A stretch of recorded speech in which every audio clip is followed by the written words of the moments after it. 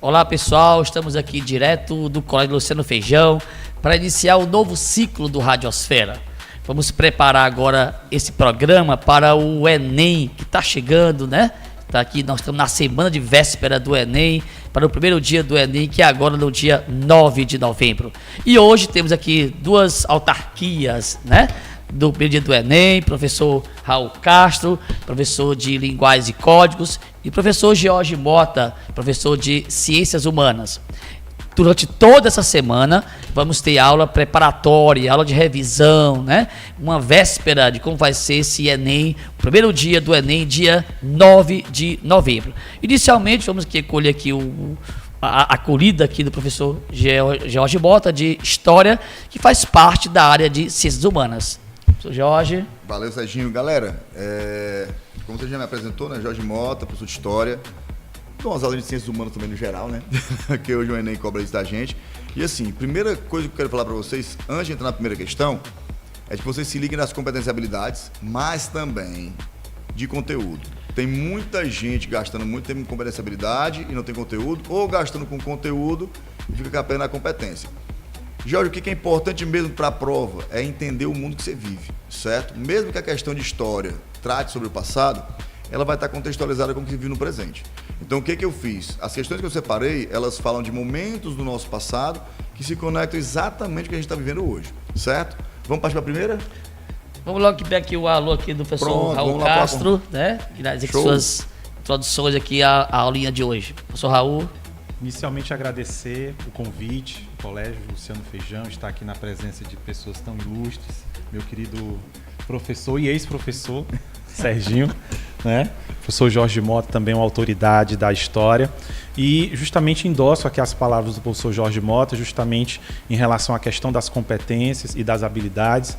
Nós também trouxemos aqui algumas questões de linguagens e códigos para trabalhar justamente essas questões de interpretação de texto, principalmente dos textos mais complexos que vocês podem pegar nas provas, que são justamente os textos de literatura e artes.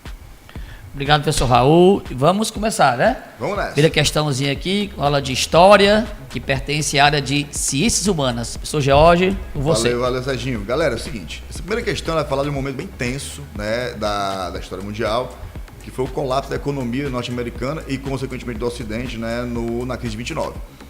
Por que eu escolhi essa questão? A gente está num momento bem tenso economicamente falando, com tarifaças acontecendo, guerras comerciais. E às vezes a gente vai estudar história e parece que o mundo não aprendeu, certo? A crise de 29, inclusive a gente já trabalhou isso em sala de aula, ela é uma crise dos anos 20. Ela é uma crise que ela vai do otimismo ao pessimismo, da ascensão à queda. E infelizmente ela não começa do nada. Ela é uma crise que ela foi assistida. E quando se fala, mas houve uma superprodução. Essa é a cereja do bolo. A gente teve superprodução, a gente teve supercrédito, a gente teve especulação de bolsa. Mas vamos lá. Primeira questão do TD traz uma imagem bem conhecida, certo? Da fila do café da manhã, as pessoas estão aqui numa situação bem difícil. E, ironicamente, atrás delas tem um outdoor, né, que coloca assim, ó, o mais alto nível de vida do mundo. Não há outro estilo melhor que o estilo americano, o chamado American Way of Life. Ou seja, isso mostra o otimismo, uma família de classe média dentro do seu automóvel e que, a partir da crise 29, perdeu tudo, certo? Se liguem aí, observem a imagem e leiam o texto a seguir. Primeira dica, sempre pegue esse comando, a imagem e texto, certo? Inclusive os alunos que já fizeram a Olimpíada Nacional de História sabem muito disso. O comando é a chave da questão. Aí tá aqui, ó. Entre 1923 e 1929, a produção de automóveis nos Estados Unidos aumentou 33% ao ano. A produção de petróleo, aço, borracha e a construção de estradas foi consequentemente incrementada. De 1925 a 1929, o número de indústrias subiu de 183.900 para 206.700. O valor da produção dessas empresas elevou-se de 60,8 para 68 bilhões de dólares. O faturamento do comércio americano havia disparado de 236 milhões em 1923 para 1,25 bilhão de dólares 6 anos mais tarde. No mercado acionário, o índice das cotações passou de 100 em 1906 para 216 em setembro de 29.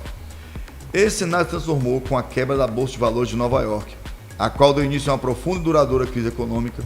O padrão de vida americano, até então objeto de propaganda, deu lugar à crescente pobreza em todo o país, como retrata a foto de pessoas esperando na fila da distribuição de pão em Kentucky no ano de 37. Com base na imagem, no texto e nos conhecimentos sobre a crise de 29, seus efeitos na economia mundial, considere afirmativas a seguir. Esse tipo de questão não é um padrão Enem, mas por que eu coloquei aqui? Para aumentar o repertório de discussão de vocês, tá? Em relação a esse assunto, tá? Aí se liga aqui. 1. Ao longo dos anos 1920, a oferta de crédito nos bancos norte-americanos aumentou, estimulando a aquisição de bens de consumo duráveis e elevando o endividamento de grande parte da população. Verdadeiro, e se liguem disso, tá? Quando os bancos fornecem o crédito e as pessoas consomem, isso dá um up ali imediato na economia. Mas se essas pessoas no futuro não podem pagar, esses bancos vão quebrar. E quando o banco quebra, eu quebro a linha de crédito da indústria. E se a indústria quebra, eu tenho desemprego. Então é uma reação em cadeia, por isso que o item 1 está extremamente correto. E perceba como ele começa o item, não é 29, ao longo dos anos 20. A euforia do pós-guerra gerou o otimismo que depois levou à catástrofe. Vamos para o segundo item. Na Europa, os efeitos da crise foram mínimos e países industrializados como a Alemanha mantiveram seus níveis de emprego e renda, já que suas economias pouco dependiam do que acontecia nos Estados Unidos. Lembra que é o pós-Primeira Guerra, lembra que a Alemanha vinha destruída e lembra mais ainda, os efeitos já foram ruins na Europa. A Europa passa por uma reação. Ela tem a guerra que arrasa a Europa, ela volta aos patamares, ela sobe com os Estados Unidos, até 25 ela está reconstruída, mas em 29 ela cai novamente. E aí para a Europa foi muito pior do que para os Estados Unidos. Então 2 falso. 3. O chamado American Way of Life, isto é, o modo de vida americano, estimulava o comportamento austero e condenava a ostentação de bens materiais, refletindo a cultura religiosa calvinista da maioria dos protestantes dos Estados Unidos. Não tem a ver com religião, mas tem muito a ver com ostentação. O American Way of Life, você vai lembrar dele sempre com uma palavra chamada consumismo. Os americanos queriam consumir, a ideia do consumismo, eu consumo o que eu quiser, quando na verdade deve se pensar que eu consumo o que eu puder, certo? Então está falso, porque não é um comportamento austero, né? Eles vivem, né, do bom que o capital pode trazer. E infelizmente essa irresponsabilidade, né, vai agravar a crise. 4. No Brasil, para diminuir os efeitos da Grande Depressão, o governo Vargas passou a comprar excedente da produção cafeira e incinerar os estoques do produto na tentativa de elevar os preços do café no mercado internacional. Isso é verdade e é uma continuidade de uma política lá de trás do governo Rodrigues Alves, chamado Convênio de Taubaté, certo? Onde o Brasil, para não prejudicar os cafeicultores, era capaz de prejudicar o Brasil inteiro comprando excedentes e incinerando. O item correto da questão 1 aqui de história é o item B de bola, apenas 1 e 4 são corretos. Beleza?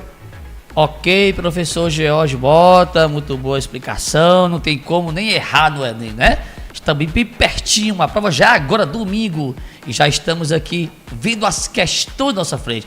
Lembre, gente, Colégio Luciano Feijão, campeão no vestibular, no Enem, campeão nas Olimpíadas, é aquela escola que está pertinho de você, que leva você ao resultado. Primeira questão agora de linguagem e códigos, professor Raul Castro. Você, professor Raul. Boa noite, pessoal. Que satisfação imensa estar aqui com vocês. Então vamos lá, né? Vamos começar aqui com a nossa primeira questão. Você também que já está em posse do nosso material, tá certo? O texto que eu escolhi é um texto bem curto, em função também do nosso próprio tempo. E se vocês observarem bem, ele faz parte de uma competência específica, que é a competência 5, que é aquela dedicada aos textos especificamente literários. E lembre da importância desses textos, porque normalmente os textos de literatura, eles são considerados de nível difícil, né? Então são textos que você deve, por exemplo, ao longo da execução da prova, evitar e deixar eles para o final. O que não pode acontecer é você acertar as questões que tem Guimarães Rosa e errar a questão de charge da Mafalda. Então, o que acontece? Vamos lá. A competência 5 ela tem 3 habilidades e uma delas, especificamente a 16, ela trata justamente sobre a questão de concepções artísticas e procedimentos de construção do texto literário. O que quer basicamente dizer um procedimento de construção do texto literário? É basicamente os recursos, né? Os artifícios que eu produzo para a execução de um texto de literatura. Então, observe bem que o texto selecionado aqui foi justamente o texto chamado Poema Tirado de uma Notícia de Jornal, do Manuel Bandeira. E ele diz o seguinte, abre aspas, João Gostoso era carregador de feira livre e morava no Morro da Babilônia, no barracão sem número. Uma noite ele chegou no bar 20 de novembro. Bebeu, cantou, dançou, depois se atirou na Lagoa Rodrigo de Freitas e morreu afogado. Uma triste história, né? E aí o comando da questão, e aí novamente endossando aqui as palavras do professor George, o comando de estudo, né? Ela vai dizer o seguinte, ó, o poema tirado de uma notícia de jornal de Manuel Bandeira ilustra uma das características do modernismo brasileiro ao ou a. E aí observe que ele vai te colocar uma série de questões, tanto questões que envolvem a percepção das concepções artísticas, bem como também questões que envolvem o procedimento de construção do texto. Observe, por exemplo, que no item C, ele chega a dizer o seguinte, ó, resgatar elementos da poesia clássica. Observe que o enunciado ele está dizendo uma das características do modernismo. Então não pode ser classicismo. No item D, chega a dizer que ele explora o simbolismo, musicalidade, tendências parnasianas, mistura uma coisa com a outra, também não faz parte do modernismo. Na E, está dizendo, por exemplo, que ele evoca as questões emotivas, subjetivas, que faz parte da estética romântica, não é modernismo. Então, observe que esses 3 itens, por si só, se excluem no próprio enunciado. E aí nós ficamos com 2.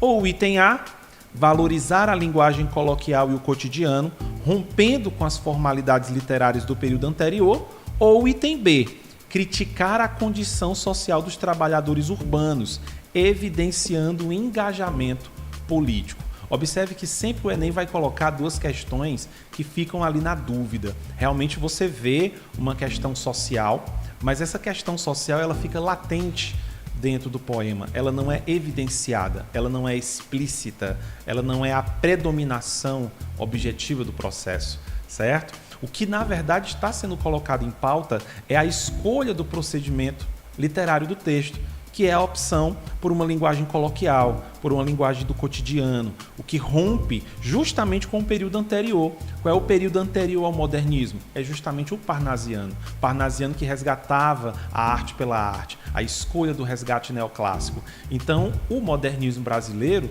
nesta poesia, ela é o item A, valorizar a linguagem coloquial e o cotidiano. Lembrando que na B tem sim uma crítica à condição social, mas ela não evidencia esse engajamento político. Portanto, o item A.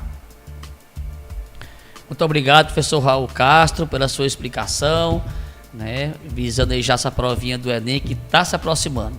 Lembrando que durante toda essa semana os alunos estão em revisão de véspera, né? Estão concentrados em sala de aula, resolvendo questões somente de humanas, linguagem de códigos e redação. Vamos agora para a segunda questãozinha de ciências humanas, história, com o professor George Bota.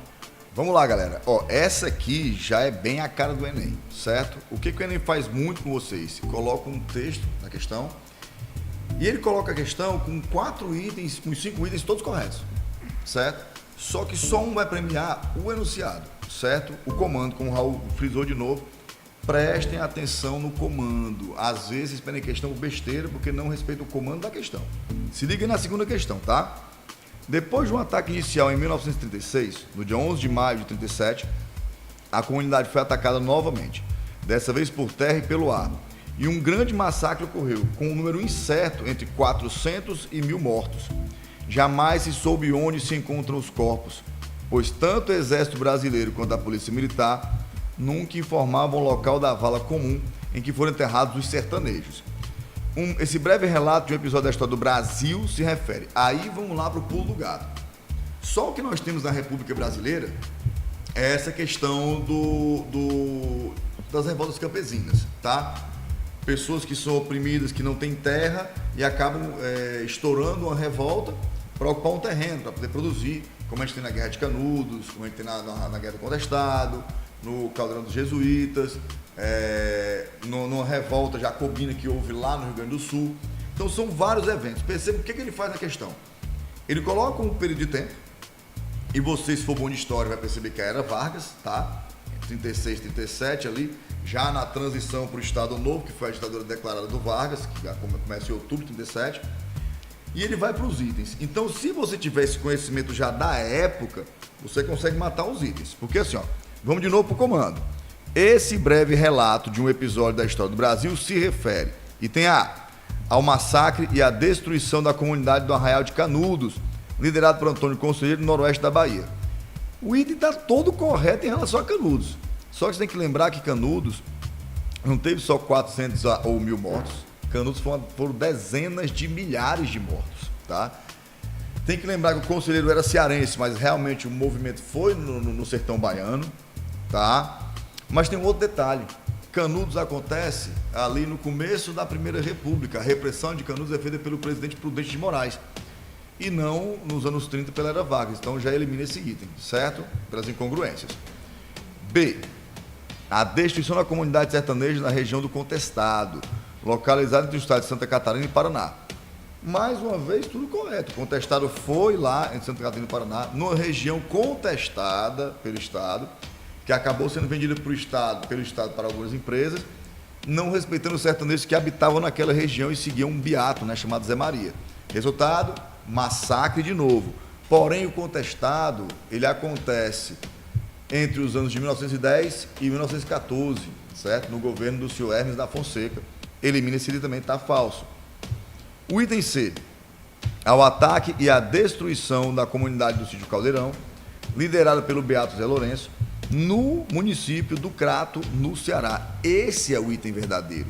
O famoso Caldeirão dos Jesuítas, liderado pelo beato Zé Lourenço, em terras doadas pelo padre Cícero, tá? Aconteceu ali nos anos 30. E aí qual é o problema? Após a morte do Padim, houve uma reintegração de posse e quiseram expulsar os sertanejos de lá. Eles resistem bravamente e são massacrados pela polícia. Então o item C é correto. Vamos ver só por que o próximo item está falso, que ele também é interessante, tá? O item D traz assim, ó. A destruição pelas forças militares dos camponeses que apoiavam a guerrilha do Araguaia no interior do atual estado de Tocantins. O item também está correto em referência a essa famosa guerrilha do Araguaia, mas a guerrilha do Araguaia ela aconteceu entre os anos de 1967 e 1974, né? E o exército brasileiro, o exército da ditadura militar, massacrou, né, os guerrilheiros que resistiam naquela região e também os camponeses que acabavam auxiliando essas guerrilhas de esquerda, tá, dentro do território do Araguaia. Então, questão 2, questãozinha muito boa, a cara do Enem, ser de casa, pessoal. Muito bem, professor Jorge Mota, muito bem, boa explicação. Jorge Mota e Raul, eu já vi comentários de especialistas que dizem que o ideal é fazer a redação, né, no final, depois que for vir na questão de humanas e linguagem de códigos.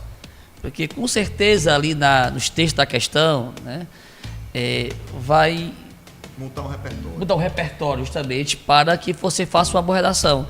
Isso é verdade? Né? Assim, eu nunca fiz um Enem, né, assim, como aluno, mas eu acredito que sim. Porque assim, quanto mais repertório, melhor. E o tema da redação, muitas vezes, ele é bem abrangente, certo? Ah, Jorge, pode acontecer de não ter nada referente ao tema, mas se acontecer, te salva. Eu concordo com a ideia. Agora o Raul tem mais experiência aí do que eu vou falar disso aí. Raul, que vai agora fazer a segunda questão, vai explicar melhor aí. Vamos lá, Raul. Questão número 2 de linguagem de códigos. Vamos lá. Só uma observação nessa questão da redação é importante. É importante não só... Eu sempre aconselho muito o aluno começar pela redação, mas antes ele passar uma vista em toda a prova. Entendi. Então, dá uma olhada nos textos motivadores, nos textos que ele vai referenciando, principalmente na prova de humanos, porque são textos mais curtos, mais objetivos, tem um viés mais acadêmico, notícias de jornais, e isso pode sim ser um aproveitamento importante, né, para a redação. Agora, o feitio da redação, eu recomendo sempre começar pela redação. São duas matérias assim, importantes, porque redação e matemática tem um TRI muito homem é elevado, fera, viu? e automaticamente lhe ajuda na pontuação. Linguagens e humanas são duas provas que eu sempre digo, elas não aprovam. Veja, o TRI de humanas e linguagens são duas provas que geralmente você observar não é aquela responsável pela aprovação do aluno. Ninguém nunca chega para a gente e diz, passei graças à prova de linguagens e códigos. Mas eu escuto muita gente dizer, eu não passei por causa da prova de linguagens e códigos. Eu não passei porque tirei um TRI baixo na prova de humanas. Então, muito cuidado com essas duas disciplinas, porque elas não são responsáveis pela aprovação, mas são responsáveis pela não aprovação dentro do vestibular. Mas vamos lá. Vamos correr aqui para a nossa segunda questão, justamente para você garantir a sua aprovação agora na prova do Enem. Eu trouxe agora um texto, que na verdade é uma música do Gilberto Gil. Não vou cantar aqui, né, porque seria um desaforo muito grande aos nossos ouvintes, mas nós temos aqui uma música que é justamente pela internet do Gilberto Gil. E aí no verso ele diz o seguinte: criar meu site, fazer minha homepage, com quantos gigabytes se faz uma jangada, um barco que veleje nesse informar, que aproveite a vazante da infomaré, que leve um oriqui do meu velho orixá ao porto de um disquete de um micro em Taipé. E aí dentro desse processo o que vocês vão perceber é o seguinte, a pergunta que vai ser feita é: a canção pela internet de Gilberto Gil reflete sobre o surgimento, veja só, o surgimento e a popularização das tecnologias digitais, destacando como essas inovações, repare, isso daí é uma competência específica do Enem, todo ano sempre cai com muita frequência, que é a competência 9, que fala justamente das questões de tecnologia, e a habilidade 28, que ela diz o seguinte, ó, reconhecer a função e o impacto social das diferentes tecnologias da comunicação e informação. Então, observe, é você ser capaz de reconhecer qual é a função e qual é o impacto. São duas palavras-chave nessa competência. E aí vocês vão perceber que a resposta correta, ela vai estar justamente em palavras-chave. Observe como cada questão vai começar com um verbo específico. Reforçaram, impulsionaram, transformaram, simplificaram e possibilitaram. A função e o impacto, elas se remetem à ideia de possibilidade. Veja o item A, reforçam a hierarquia cultural.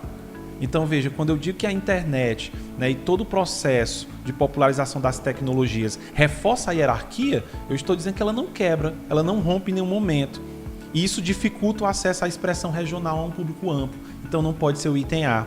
O B diz que ela impulsiona a criação de novos mercados de consumo, alterando significativamente as relações interpessoais. Veja como o Enem nessa questão, no item B, ele coloca aí um item bem ambíguo, né? Impulsiona a criação de novos mercados de consumo. Mas será que é isso que o texto está falando? De criar um website, de fazer uma homepage? Ele está falando de interconexões. E isso vai te levar diretamente para o item E. Possibilitam a interconexão global e a difusão cultural, redefinindo as fronteiras da comunicação e da participação. Justamente observa, fronteira, comunicação, são palavras que estão justamente dentro da competência e que, portanto, vão te levar à resposta correta, o item E. Muito bem, professor Raul Castro, muito obrigado pela sua resolução, muito bem explicado. Vamos lembrar aqui, pessoal, que no Enem temos que chegar na hora certinha, né? Você sabe que um segundozinho você pode encontrar o portão fechado. Levar caneta, cuidado com a canetinha transparente, sua água, seu alimento, né? Para que você não possa perder o horário do Enem. Sair sempre mais cedo, são dicas que sempre a gente tem que dar para o aluno, para evitar o imprevisto, né? Então é sair mais cedo, você que mora em outra cidade, é se programar para evitar realmente o inesperado, tá bom? Vamos para a questão número 3 de História da área de Humanas, com o professor George Bota. Vamos lá, galera. Aí é o seguinte, questãozinha rápida, certo? Mas que a possibilidade de cair é enorme. A gente tem um problema crônico no Brasil em relação aos povos indígenas, certo? Sendo bem sincero com vocês. A gente, em sala de aula, vai falar sobre o holocausto dos judeus na Segunda Guerra Mundial e tem um número, 6 milhões de mortos. Se eu falar do massacre dos congaleses no Congo belga, 10 milhões de mortos. Na Primeira Guerra Mundial, 1,5 milhão de armênios. A gente não consegue dizer quantos indígenas foram dizimados nesse país no decorrer dessa colonização, do Brasil Império, Brasil República e até hoje. A gente tem um censo que não mostra mais quase nenhum indígena em relação à população nacional. Por 220 milhões de habitantes, deve ter perto de 1 milhão de indígenas. E aí, nos últimos anos, houve uma polêmica em relação às terras indígenas. O que fazer? Apesar da Constituição já dizer que as terras indígenas precisam ser demarcadas, para eles terem o seu local de vida, manter sua cultura, preservar suas tradições. E aí surgiu a ideia do marco temporal, que é absurda, inclusive juridicamente falando, porque é inconstitucional, que seria, só vai ser demarcada a terra indígena que foi demarcada até 5 de outubro de 88. E quase nenhuma terra, para não dizer quase nenhuma mesmo, né, nada, tinha um Xingu ali, não era demarcado. O Ceará não tinha nenhuma terra demarcada. E aí começa a luta dos povos indígenas mais uma vez para reivindicar o que é seu por direito, que são suas terras, tá? Então a questão é uma questão bem básica, e tem assim, ó, observe a imagem abaixo. Você tem aqui, constituintes, queremos nossos direitos à não aculturação, certo? Lembrando que nós temos intelectuais indígenas de grande porte, como o Ailton Krenak, Daniel Munduruku, tá? Que, então hoje, Ailton Krenak, inclusive, é o primeiro indígena brasileiro a chegar na Academia Brasileira de Letras com muitas honras, tá? Aconselho até que leiam as obras dele, são fantásticas. E o Daniel Munduruku são os livros que eu compro para minha filha. É literatura infantil juvenil, é mitologia indígena, que é muito tenso você saber mitologia grega, mitologia romana, mitologia egípcia, e não saber sobre essa cultura riquíssima dos povos originários do Brasil. E aí tem assim, ó, lideranças de várias etnias ocupam o auditório do PMDB durante negociações do capítulo sobre os indígenas na Constituição em 88, certo? A Constituição Cidadã. A mobilização política dos povos indígenas garantiu direitos para as populações na Constituição brasileira promulgada em 88. Naquele contexto, a garantia do direito constitucional apresentado na fotografia representou a defesa da ideia de presta atenção quando forem palavras soltas, que às vezes só sendo um conhecedor do dicionário tu faz a questão. Então, e tem a fala que é a defesa da ideia de estatização. Não é. Os indígenas não estão preocupados com o que vai ser estatal, com o que vai ser privado. Tem duas coisas que eles preservam: a sua cultura e, obviamente, a sua terra, porque é outra relação que a gente tem, né? A gente tem a terra como um bem, a gente tem a terra como, ó, comprei minha casa aqui, mas amanhã eu posso comprar minha casa em outro canto. Os indígenas não. Para eles brotam da terra, eles têm que voltar para aquela terra. E às vezes, mas isso é besteira. Tenta pensar na tua religiosidade sendo atacada, que tu vai entender que não é besteira. É uma questão étnica, cultural e de tradição, tá? Então não é estatização.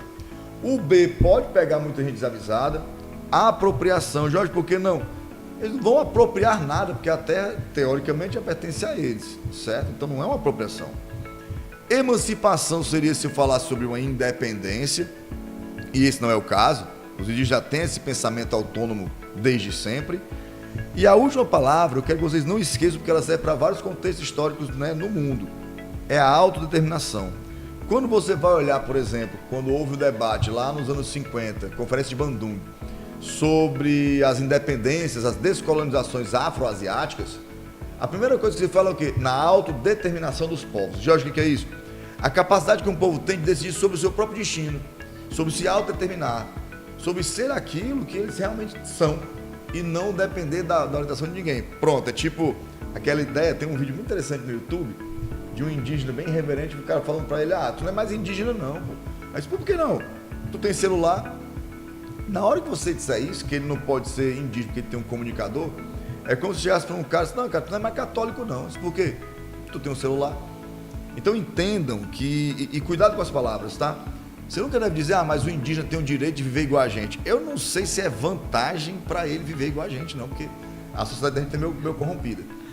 A ideia de que eles podem viver do jeito que eles quiserem e nada impede que eles vão fazer uma faculdade, por exemplo, certo? Frequentar uma universidade e depois voltar para a sua aldeia. Ou que se ele queira sair de lá e viver em outra cidade grande, ele não vai deixar de ser indígena por causa disso.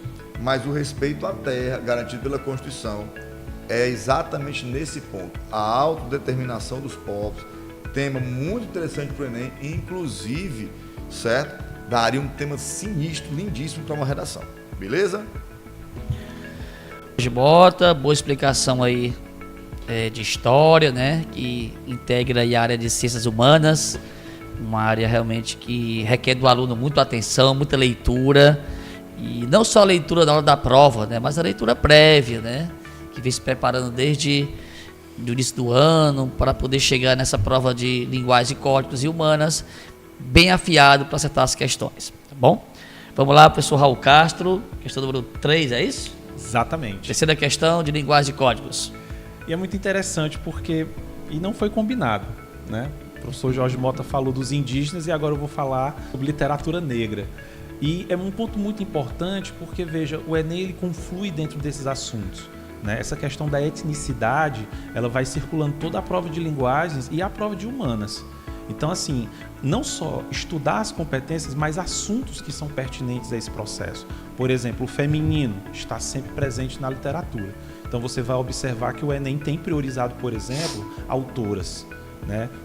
A última questão agora, inclusive eu havia já dito no aulão que ia cair, Júlia Lopes de Almeida, né? Ou quando não a mulher escritora, o homem negro escritor, que trabalha as temáticas da sua negritude.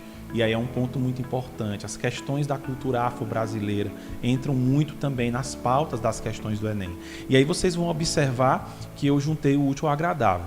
Eu coloquei um trecho específico da obra Torto Arado, que é um dos livros atualmente mais aclamados, né, da literatura contemporânea brasileira, e ao mesmo tempo uma questão sobre função da linguagem, que é basicamente a competência 6, a habilidade 19. E aí no texto, vou fazer aqui a leitura rapidinho para a gente resolvê-la. Abre aspas. Quando deram a liberdade aos negros, nosso abandono continuou. O povo vagou de terra em terra, pedindo abrigo, passando fome, se sujeitando a trabalhar por nada, se sujeitando a trabalhar por morada. A mesma escravidão de antes, fantasiada de liberdade. Mas que liberdade? É um ponto central da obra, principalmente que fica na terceira parte, que de fato se chama Torto Arado. E aí a pergunta que ele vai fazer é a seguinte: no excerto de Torto Arado, a função da linguagem que predomina é aquela que... Veja, quando nós falamos de função da linguagem, nós estamos falando justamente de 6 aspectos. E o que é interessante nessa questão é que vocês vão perceber que nenhum dos aspectos são mencionados, somente a explicação. Por exemplo, você tem uma função emotiva, você tem uma função fática, você tem uma função metalinguística, você tem uma função apelativa ou conativa, você tem uma função referencial que é apenas informativa, mas o texto não fala disso. Ele fala das essências dessas funções. Observe, por exemplo, o item A diz assim, ó, organiza a informação de modo a descrever fatos históricos e sociais. Para isso ela deveria ser referencial. Não é o foco do texto. O foco do texto não está organizando informação. Ou o item B, ó, busca estabelecer ou manter o contato comunicativo com o interlocutor. Isso seria dentro da apelativa, da conativa, chamar a atenção. A não ser que ele dissesse, ei, você, caro leitor, chamar a atenção para o interlocutor. Então observe que quando ele fala justamente a mesma escravidão de antes, fantasiada de liberdade, mas que liberdade? Ele está evidenciando uma carga subjetiva, os sentimentos do narrador, porque a função da linguagem predominante é a função emotiva, que se preza na primeira pessoa, né, perante a situação a qual ele está descrevendo. Em nenhum momento é influenciar o receptor, em nenhum momento há aí uma reflexão sobre o próprio código, falar da própria linguagem, mas se expressar o seu sentimento. Um sentimento não só de indignação, mas também de reflexão da falsa liberdade da contemporaneidade, principalmente da etnicidade negra. Portanto, letra C. Muito bem, professor Raul Castro, né? Uma parceria aí com Ciências Humanas, né? No mesmo tema bem pertinente, né? Um tema que está no dia a dia dos jornais, da discussão dos podcasts, e que o INEP, né, constantemente coloca tema de redação, de contexto de questões desse assunto que está realmente na discussão da sociedade, da cultura, né? Envolve arte e a história em si. E aí é isso, nas Ciências Humanas, com a linguagem de códigos, tem essa parceria de conhecimento que torna os textos mais ricos, né? Exige mais do candidato esse conhecimento e torna o Enem esse exame que é né, um conhecidíssimo, né, mundialmente, tanto em quantidade de candidatos como de qualidade.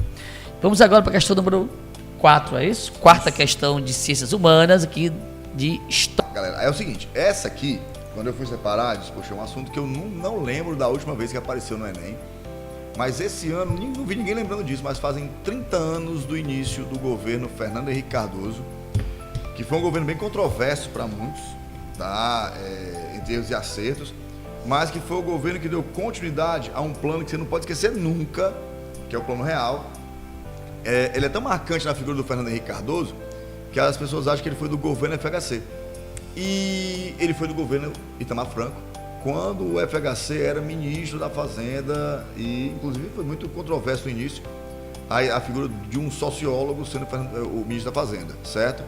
Mas o Plano Real veio, zerou a inflação brasileira, a gente teve uma possibilidade maior de planejamento. No entanto, algumas outras propostas foram bem cruéis, né, naquela questão do neoliberalismo e do Estado mínimo que o Fernando Henrique tanto encampou, tá? Mas vamos lá, quarta questão. Leia o texto. Em seguida, analise as afirmações e as alternativas que apresentam a sequência correta. Diante da algarávia dos economistas, das alterações súbitas das leis, enfim, das incertezas que se seguiram aos vários planos salvadores, explica-se a desconfiança do povo, o ceticismo dos economistas envolvidos nas experiências anteriores de estabilização e a urgência em tomar alguma providência que aliviasse a situação. Aqui é um texto próprio Fernando Henrique Cardoso, certo? A arte da política e a história que vivi. Porque quando começa o governo, pessoal, poxa, o Fernando Henrique falava uma coisa quando escrevia os seus textos e depois tornou outra pessoa no governo. E reza a lenda que ele chegou a afirmar, disse, esqueça tudo que eu escrevi e agora vamos para a prática. Mas vamos lá. Vamos nos itens e vamos trabalhando esse governo Fernando Henrique. Item 1. Em seu governo, Cardoso levou a cabo uma política de proteção dos direitos trabalhistas estabelecida durante a era Vargas. Falso. Primeira coisa do discurso de posse, 1º de janeiro de 95, Fernando Henrique Cardoso, ele foi categórico, disse, eu vim para sepultar a era Vargas. Quanto aos direitos trabalhistas, ele não conseguiu mexer tanto, mas ele flexibilizou o que ele pôde, certo?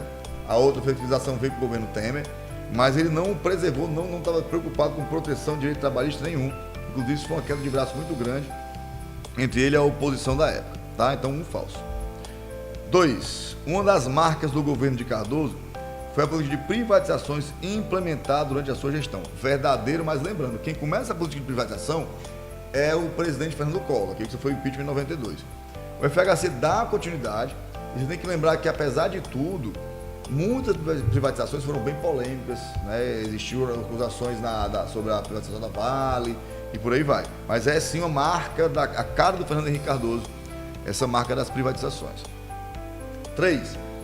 Entre as providências a que faz referência Cardoso, estava a taxação de grandes fortunas e a implementação de uma série de programas sociais voltados para as classes mais vulneráveis. Nenhum nem outro, certo? Esse lance da taxação das grandes fortunas ele está sendo muito mais debatido agora, apesar de toda a resistência que existe, inclusive em setores do Congresso, mas é uma medida que está sendo debatida agora num viés bem interessante, que é aliviar os impostos pagos pela grande parte da população brasileira, taxando uma minoria, né, bilionária desse país. Mas isso é um debate bem mais contemporâneo, não estava lá no governo FHC. E o item 4, que diz assim, o governo de Cardoso foi marcado pelas medidas de cunho neoliberal, recebendo apoio dos setores conservadores da sociedade. Verdadeiro, lembrando que o que é o neoliberalismo? É a doutrina do Estado mínimo.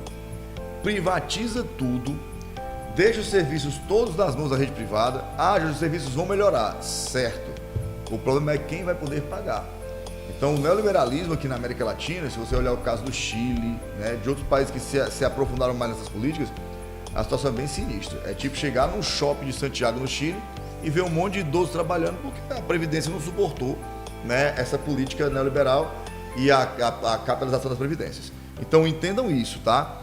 Quando a gente fala de cunho neoliberal, o Collor abre esses mercados, mas é o Fernando Henrique que encampa essa cara de neoliberalismo na América, no Brasil, e depois que veio a geração dos governos Lula e etc., freia-se o neoliberalismo e começa uma política liberal mais pautada na social-democracia, tá? Então, o item correto dessa questão, item A, questões 2 e 4 são as corretas, galera. Muito bem, professor Jorge Mota. a sua explicação na questão número 4.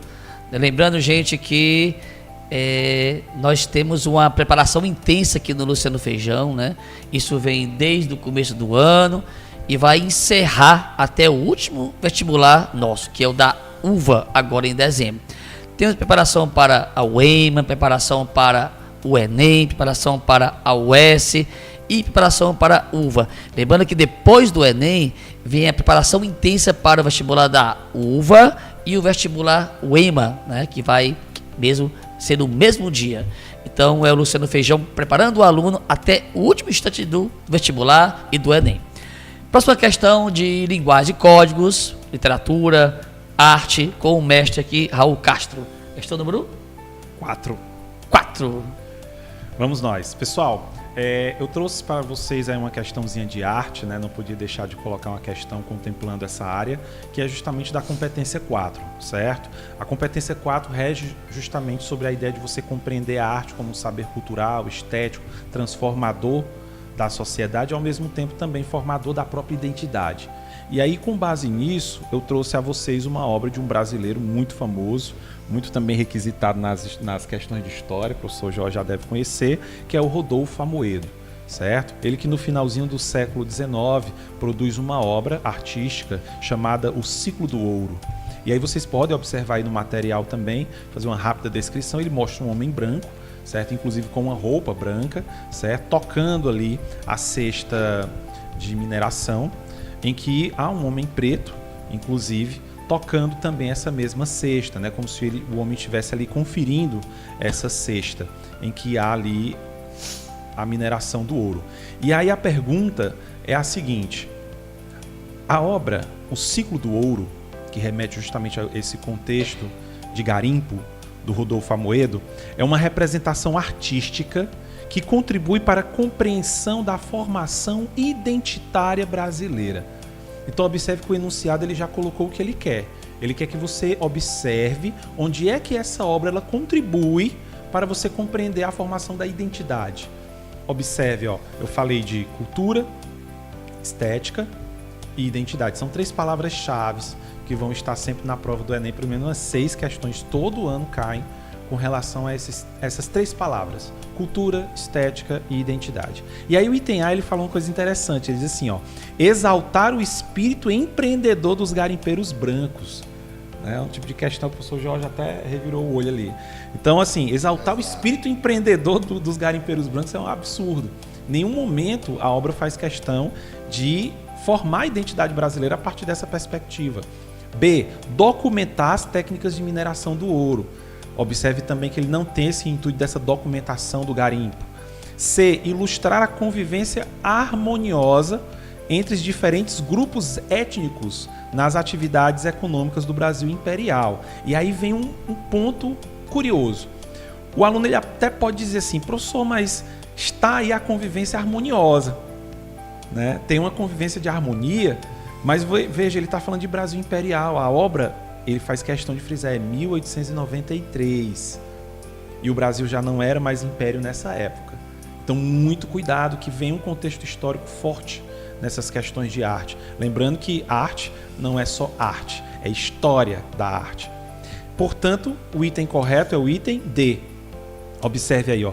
Evidenciar as complexas relações de trabalho e poder marcadas pela exploração racial, que são elementos estruturantes da sociedade brasileira pós-abolição. Observe que, novamente, é um elemento aí em que você tem que ter conhecimento histórico, social, político para resolver esse tipo de questão. Se a obra é de 1893, trata da questão do ciclo do ouro, ele evidencia, sim, hierarquias sociais de poder e, ao mesmo tempo, também de exploração racial. Portanto, o item D. Muito bem, professor Raul Castro, muito obrigado pela sua questão. Lembrando, gente, que sexta-feira agora, no dia 7 de novembro, temos o nosso aulão de véspera, o conhecido aulão de véspera do Colégio Luciano Feijão. Vem aqui no colégio, faça sua inscrição, dê uma ligadinha, acesse o site e venha participar desse mega evento muito conhecido, tradicional aqui na região, aulão de véspera para o primeiro dia da prova do Enem. Tudo bem? Vamos à última questão de história, com o professor Jorge Mota, da área de Ciências Humanas. Vamos nessa, galera. Saideira, tá? Questãozinha também bem boa assim de cair. O Brasil está passando por um processo bem intenso politicamente, já deve ter visto aí que o negócio está bem atritado. E sempre volta e meia se fala da redemocratização, né, do nosso país quando sai da ditadura militar. E olha que eu enunciado essa questão, presta atenção. Em 28 de fevereiro de 86, tá, o governo surpreende os brasileiros ao anunciar uma série de medidas de emergência. Entre as normas adotadas estava a troca da moeda, contaminada pela inflação, o cruzeiro pelo cruzado. Os preços, os salários e as taxas de câmbio são congelados por tempo indeterminado. Lembrando que a Argentina fez isso há bem pouco tempo atrás e também deu muito errado para os argentinos. Durante a introdução do novo modelo monetário, o presidente Sarney incentivou os brasileiros a monitorarem os preços e a denunciarem os estabelecimentos que não cumprissem as novas regulamentações. Os consumidores atenderam ao pedido e então surgiram os fiscais do Sarney, certo? O excesso de férias é um contexto em que o Brasil estava se redemocratizando, uma crise econômica absurda, e o Sarney resolve fazer o quê? Congelar tudo e dar uma falsa impressão de bem-estar. Houve uma acusação, e com muito fundo de verdade, de que o Sarney fez isso para gerar um bem-estar, porque teríamos as eleições governamentais e o PMDB dele na época ganhou quase todos os estados, certo? Uma jogada política. Mas depois da liberação dos preços, com quase um ano de plano cruzado, foi impossível viver no Brasil, certo? E aí vieram vários outros planos fracassados, até que em 94 veio o plano real. Então, o que é que a questão quer? Pega o texto, o excerto, e pergunta assim, refere-se a um contexto em que o contexto histórico, todo mundo que falar disso, é o período que se vive. E no caso é a redemocratização, certo? Mas vamos lá. Item A inflação podia ser controlada por meio de ações populares incentivadas pelo governo federal. Falso, certo? Seria rebolar para cima do povo uma responsabilidade que era do governo, que vinha destruindo a economia desde os tempos do milagre econômico, do ditador Médici. B. O processo de redemocratização do Brasil ocorria concomitantemente a uma profunda crise econômica. Verdadeiro. Para quem não sabe, o Brasil tem um apelido na década de 80. Chama-se a década de 80 no Brasil de a década perdida. A gente não avançou absolutamente nada, mas caiu muito. O B. Verdadeiro. C. A população sentia-se parte da elaboração das políticas públicas sob o lema da reconstrução do Brasil. Não. O povo não era consultado absolutamente para nada, nos anos 80. D. Esse aqui é o famoso distrator, hein, gente? A proposta de impeachment do presidente ganhava as ruas devido às acusações de corrupção. Distrator porque esse presidente aqui, de 86, é o Sarney. Isso aqui aconteceu um governo depois, Fernando Collor de Mello, primeiro impeachment de nossa história. Item E. A nação enfrentava desafios em um governo eleito democraticamente após a ditadura civil-militar. Outro distrator. Pô, irmão, o Sarney é o primeiro presidente pós-ditadura. Mas ele era o vice do Tancredo, e o Tancredo foi eleito indiretamente. Primeiro presidente eleito pelo voto direto foi Fernando Collor de Mello, nas eleições de 89, iniciando seu governo em 1990. Beleza, galera? Fechou? Muito obrigado, professor Jorge Mota. Você pode terminar aí sua apresentação, dando aí as palavras finais aos nossos alunos e quem está aí nos assistindo. Primeiro, agradecer pelo ano, entre altos e baixos. Alguns deram trabalho pra caramba. Espero que vocês não façam esse mesmo trabalho no Enem, certo? Incentivar vocês a fazerem uma prova tranquila, calculem bem o tempo de vocês. Não vou desejar boa sorte, porque eu acho que quem estudou precisa só de um bom desempenho. E é isso, sabe, galera? Vão lá e honrem tudo que vocês fizeram, não só no decorrer desse ano, mas no decorrer de toda a vida estudantil de vocês, principalmente o ensino médio. E foi um prazer ser o professor de vocês nesse ano. Contem comigo sempre, tá? Valeu, tamo junto. Obrigado, professor Jorge Mota. Vamos aqui para a saideira de linguagem e códigos, professor Raul Castro. Vamos lá. Nossa quinta e última questão traz um tema muito pertinente, certo? Que é justamente a questão da poesia.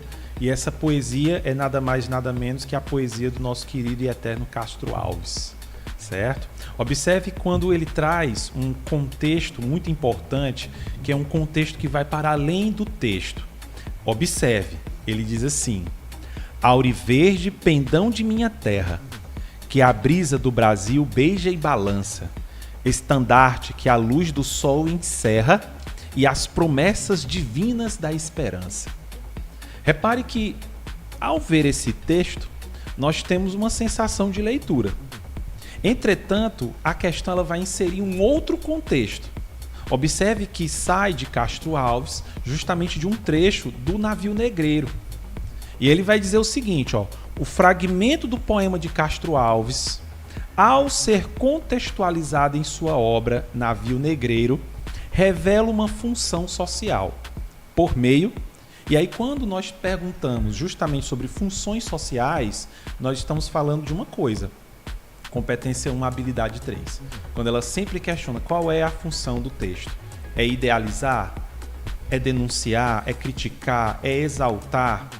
É exacerbar o sentimento? É buscar a originalidade? Qual é a função social? E aí, quando nós falamos de Navio Negreiro, nós falamos de Castro Alves, nós estamos falando da terceira geração do romantismo brasileiro. Então, nós temos, na verdade, as chamadas gerações dos pássaros, né?